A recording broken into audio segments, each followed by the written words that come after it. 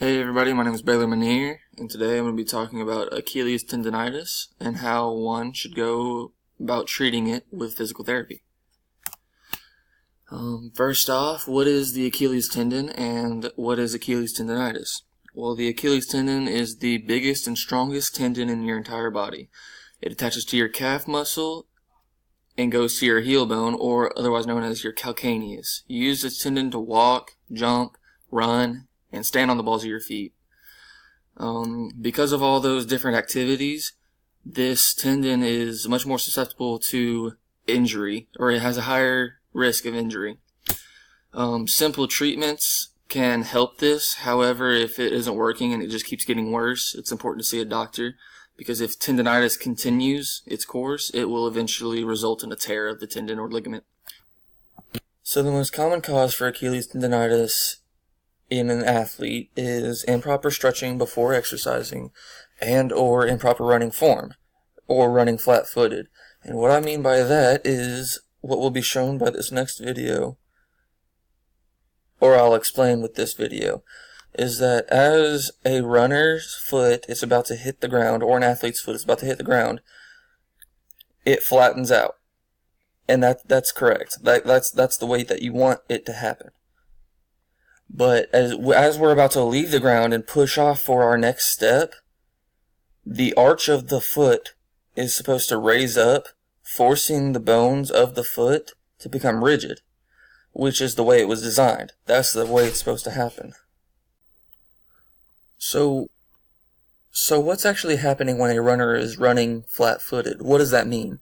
What this means is that when a runner's foot plants on the ground and it starts to flatten out, as the other leg comes forward, the back foot is supposed to begin to arch up, or the arch of the foot starts to come up. Well, when you're running flat-footed, the arch of that foot comes up late. And what this causes is that it causes extreme strain or stretch on the Achilles tendon, which can cause Achilles tendonitis. This movement can also cause slight tears in the Achilles tendon, or even pulled muscles in your gastrocnemius, which is your calf muscle. Going back and looking at our patient, her name is Jessica Cruz. She's 18 years old. She's also a senior in high school, and she's coming up towards the end of her cross-country season. Looking at the subjective area of the SOAP notes, she came to me with a complaint. She said, "For the past week, I've had a sharp pain in my right heel and lower calf while walking and running." Her medical history is that she's had a sprained right ankle and a torn left ACL. She has a normal heart rate, a normal blood pressure, and normal body temperature. So nothing is wrong there. During the clinical exam, I noticed that there was severe swelling and red discoloration of her Achilles tendon, or where her Achilles tendon is sitting. Also, she had pain with dorsal and plantar flexion in her lower calf and heel. The assessment that I gave her was that she had severe inflammation of the Achilles tendon, otherwise known as Achilles tendonitis. And my plan for her is that she ice and heat it, or follow the RICE plan. She also needs to be taking anti-inflammatory medication, which should probably be put on crutches in order to reduce the amount of stress that it will be put on under the next few weeks. She needs to avoid heavy activity of walking and running, so she will not be able to participate in practices for the next couple weeks or so. She'll need to follow a stretching routine that I would have created for her, and also she will need to follow exercises that will increase the strength of the supporting tissues that surround the Achilles tendon to relieve stress and any extra work that might be placed under it. So what I'm going to show you next is the different stretches that I would give to her to start off with. So what he's going to show you here is his hands are going to be placed against the wall, while the Achilles tendonitis tendon is going to be furthest back. You're going to internally rotate it so that it's facing towards your right shoulder, and he's going to move this front foot across the body, just outside the left shoulder, back to outside the right shoulder. And what this is going to do is it strengthens the muscles in your back left calf, or whatever tendon you would be having issues with. It strengthens those soft tissues and muscles around it, and so that can be supported better. The exercise he's going to show next is actually considered a hip flexor exercise. The reason I'm throwing this one in there is because the hip flexors can actually have a lot of effect on how well you're able to rotate your feet and how much flexibility you're going to have with them. So what you're going to do is, you want to do this on both sides just to get a nice balanced stretch throughout your body. But as of right now, the tendon that's having issues is on the ground. It's this knee right here, this leg. And what he's doing is he's moving his hips in a circle, forwards and backwards, and side to side. I'll show you that one again. So right here, he's showing the front to back motion. Next, he's going side to side.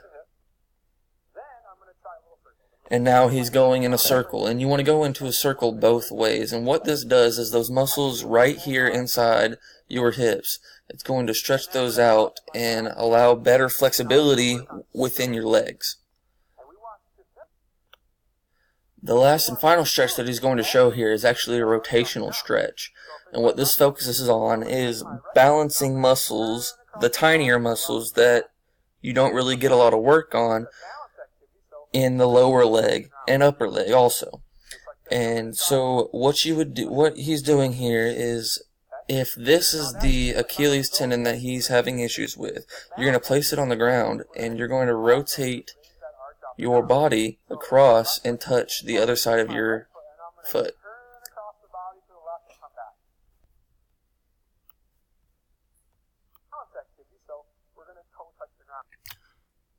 Another excellent little exercise to do, or massage for yourself to do, would be what he's about to demonstrate here. Is right here around where the Achilles tendon protrudes is most common for the abrasions to actually occur in your tendon.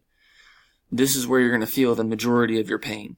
So what you want to do is pinch your thumb and your pointer finger together around your Achilles tendon and sort of massage it back and forth. Not so much on the back of your heel, but you want to lightly grab around your Achilles tendon and work it back and forth up until it becomes almost numb or you feel no more pain. Now, if you are feeling pain with this exercise or massaging technique, it's not ready for it, and you need to go back to heating it, icing it, elevating it, compressing it, the normal rice techniques. And then after you rice it for a few days, ice, heat, everything. After you do that for a couple days, go back to this and then see if you get the same results. If you don't get the same results, you can move on towards the next stretches, or the stretches that I had shown you previously. And these are all stretches that you can do at home by yourself. There's no doctor required. You don't need to go to a special facility or anything unless it continues to worsen. If it continues to worsen, you need to consult your doctor, and he'll send you to a professional location that can treat you better. But the next exercise that I'm going to be showing is actually a little further down in this video. He's using just a stretchy band. It's actually a support band that physical therapists use to help others walk and support them during physical exercise. But you don't need one of these. You can just get a regular band or even a towel. You can do this at home with a towel. What you do is you wrap it around the ball of your foot and you apply force, or you pull it back so that you can have force with plantar flexion. And you do this with full movement of your heel or of your ankle. Do this with full movement. So you want to extend it all the way out. Go back and show it. So right here, you can see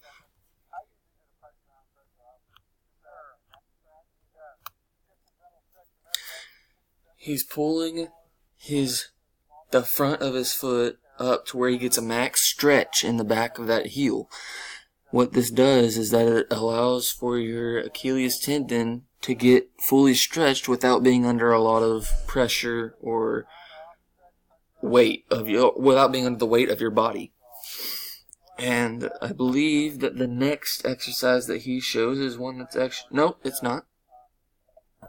So what he's showing here next is actually an exercise called the calf raise. You want to do this after you no longer feel little to no pain in your Achilles tendon. And this is something that you can do on just a staircase, any kind of stair that you have around your house, or even just a stool. What you want to do is you want to support yourself on something around your house, whether that be the corner of a wall, or in this case he's using a meter stick or a support stick. And what he's going to do is he's just going to do 2-3 sets of 10 as you get stronger, 2 or 3 sets of 10 of calf raises, and he's going to get full extension in this calf raise. What this will do is it will strengthen the supporting tissues around your Achilles tendon and essentially make you stronger and give better support for your Achilles tendon to prevent any further injury in the future. And going back to the presentation, if you follow all of the exercises, the recovery, stretches, put it on rice, or follow the rice routine, ice and heat it, you should see a full recovery within 6 to 12 months. And that is the end of my presentation. Thank you for joining me. Goodbye.